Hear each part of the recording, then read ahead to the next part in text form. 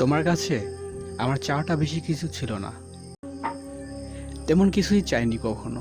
শুধু চেয়েছি একটু ভালোবাসা আর একটু কেয়ার। তোমার আর আমার মাঝে পার্থক্য কি ছিল জানো? আমি ভাবতাম তুমি আমাকে ভালোবাসো, তুমিও জানতে আমি তোমাকে ভালোবাসি। আর তুমি যখন তোমার বন্ধুদের কাছে বলতে আমাকে ভালোবাসো না, জাস্ট টাইম পাস, আর আমি তখন আমার বন্ধুদের কাছে বলতাম অনেক ভালোবাসি ওকে। তোমার কাছে ব্রেকআপ শব্দটা ছিল সহজ,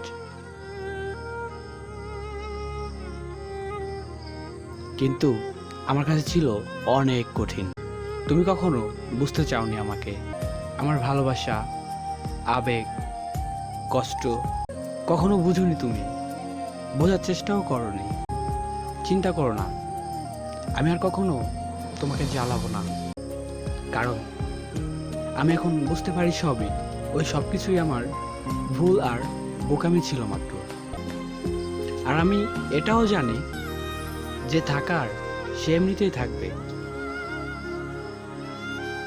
আর যে থাকবে না তাকে হাজার চেষ্টা করেও রাখা সম্ভব না।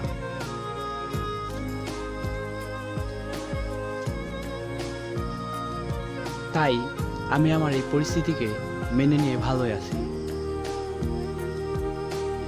ভালো থাকুন আপনার ভালোবাসা নিয়ে।